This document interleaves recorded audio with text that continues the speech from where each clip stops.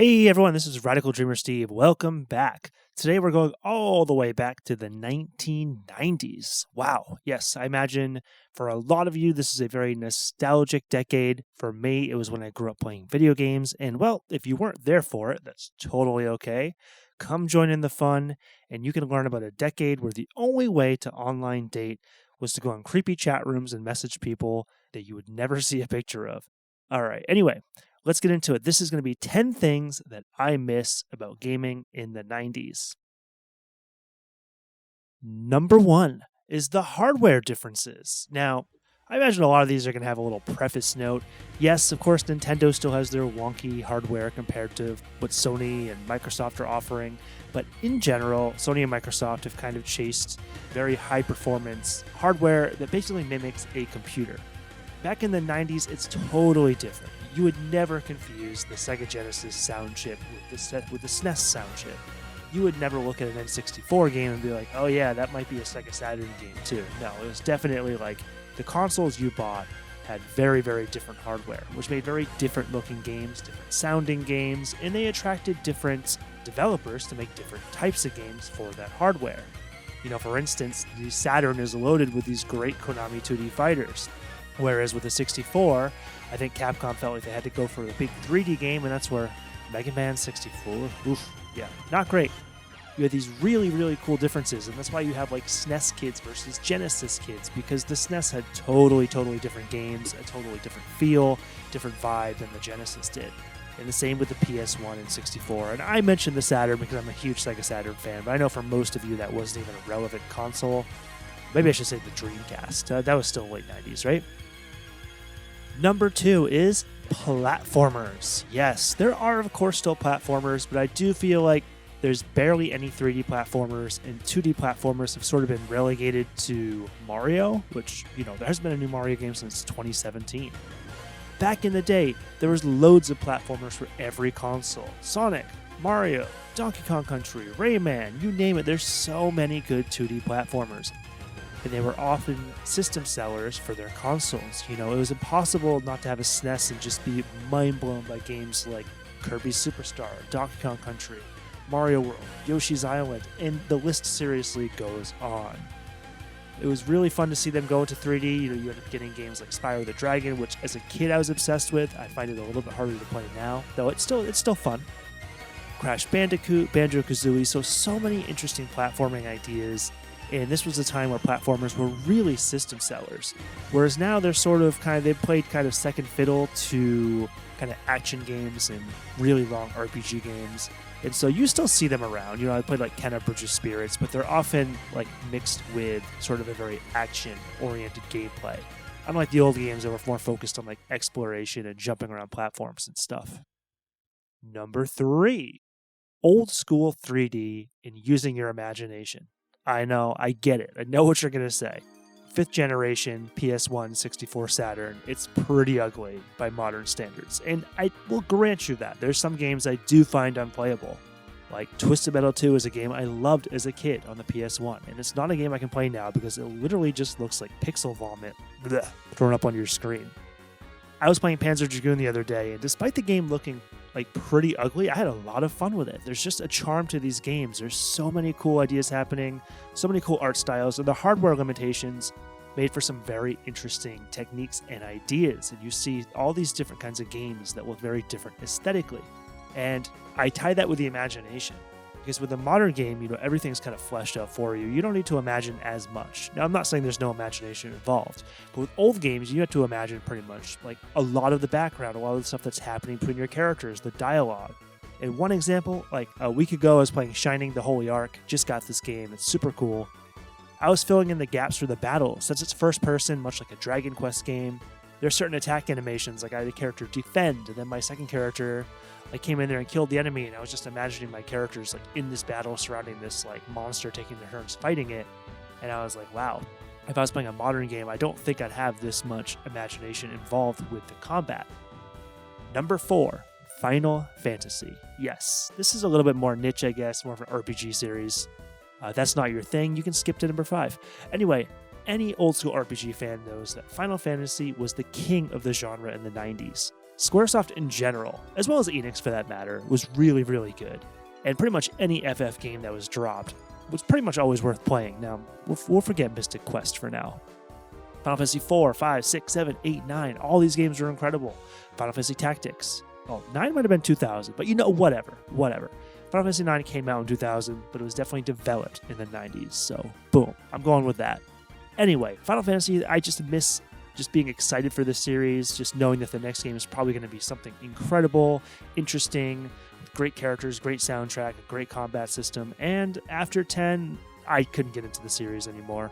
I know some people really like 12, I know some people really like 14, I know some people are very excited about 16, but for me, FF just has not been the same since 10. Number 5, Konami. Yes.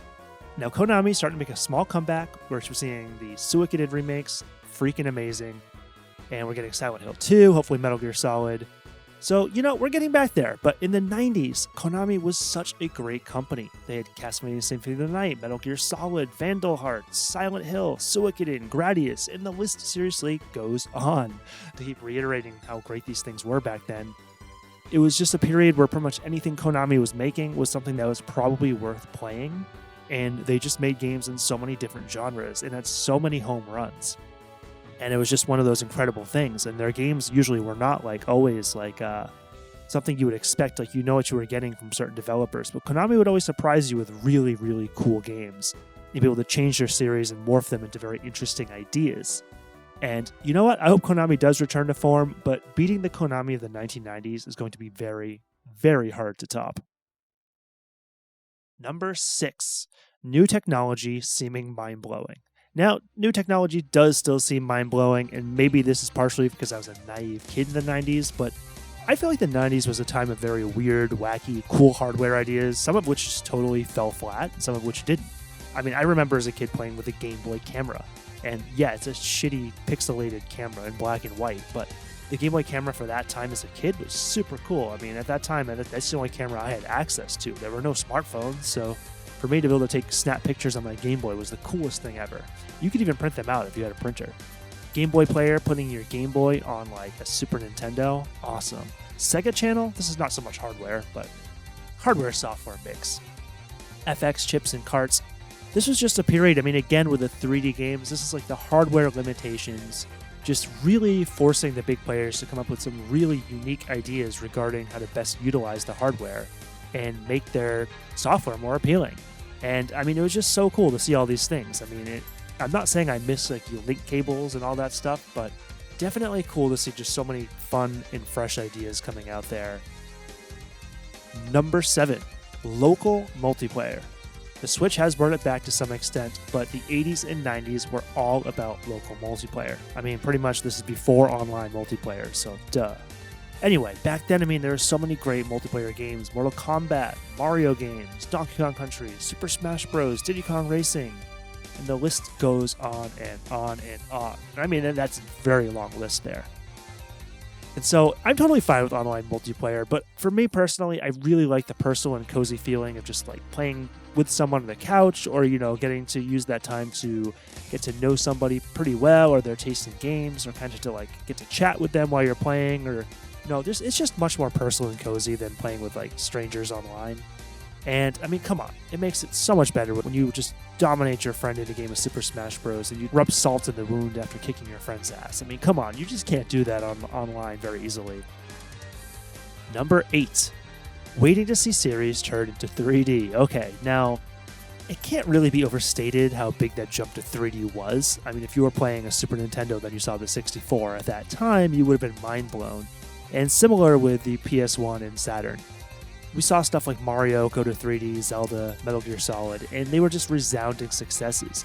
And there was this idea, I think, at that time that pretty much any series could translate to 3D and become better. Obviously, that's not entirely true. We saw series like Castlevania, Bomberman, and Donkey Kong Country, Mega Man. These games kind of fell flat in their first attempt to go 3D. But don't forget, there's a lot of games in the 90s that we hadn't really seen gone 3D yet, like Metroid, Kirby, Nintendo series predominantly because they had been the big players. Sonic, for that matter, which finally happened in, I think, 1999 with the Dreamcast. But yeah, so it was just so exciting to see these games. And I will never forget the first time I saw Sonic Adventure. My friend John playing that on his Dreamcast, and I was like, holy cow, this is just mind-blowing how good this looks. Like, I cannot believe the game looks this beautiful. And now I look back at that and I'm like, I don't know why I was so amazed at that, but, this is the 90s. Number 9, light gun games. Yeah, if you have your old light guns and you've only got an HD TV, sorry, they're not going to work. You need an old CRT TV to get your light gun to work. And this really relegates light gun games to 20th century and increasingly rare arcades, because occasionally arcades do have light gun games when you can find an actual arcade. Now, while Duck Hunt is probably the game that most people probably think of with a light gun, there are just so many others. Like, for me, interestingly, my friend that had a Saturn really got me into Virtua Cop and Area 51 as a kid. And Area 51 is one of those games I played in the arcade every time I went to an arcade. So, yeah, I always found light gun games to be super fun, really good for multiplayer, and just like a nice change of pace if you're looking for something more arcadey and just like action oriented. So definitely missed that. I imagine a lot of people probably feel the same. Number 10, gaming magazines. I know everyone's like, how can you miss this? I'm like, okay, I don't miss GameStop pushing these freaking subscriptions on me every time I buy something, but there is something special about that magical moment of waiting one day a month and getting the magazine and being like, oh my god, I can finally see all the new games coming out. And yeah, I'm not complaining that the internet allows me to see stuff at like the speed of light. Like, they're barely finished developing the game and I already know what's going on with it. Like, cool. But there was something super awesome about that day where the magazine came and you just got so excited for it. You're like, you see it, you unwrap it, and you go to your friend and you're like, let's look at this magazine, let's see what's coming. And you anticipated this day. And, the anticipation is just not the same when I can just go online and just Twitter blows up with something. And I'm like, oh, is that when Hill 2's coming? Cool. It's sort of just like stuff gets dropped in your lap versus like having that anticipation build into something. And even the internet, when they try to build it up, like Sega will be like, oh, we're going to announce something really cool in like 3 weeks. I'm like, okay, cool. I'm going to probably forget about that until that comes out, because there's just so much other stuff and background noise on the internet. But, back then it was just totally different with a gaming magazine. It was like physical in your hands, dropped off at your house once a month. So exciting. But no, GameStop, get the hell out of here with these freaking subscriptions. I don't think they do that anymore. I don't imagine they can. Like, how is GameStop still going? All right, guys, those are my top 10 things I missed from gaming in the 90s. I could probably make a list of 20 or 30 things, but let's not do that. That's where I'm going to relay it and hand it to you guys. So, guys, just tell me your top 1, 2, or 3, the things you miss about gaming in the 90s, and the things that you really feel nostalgic about that have changed quite a bit. All right, guys, this was a fun one. Hope to do something a little more intense next time. Oh, and please, please, please smash a like and a subscription if you can. That really helps the channel. Really appreciate it. All right, guys, game on.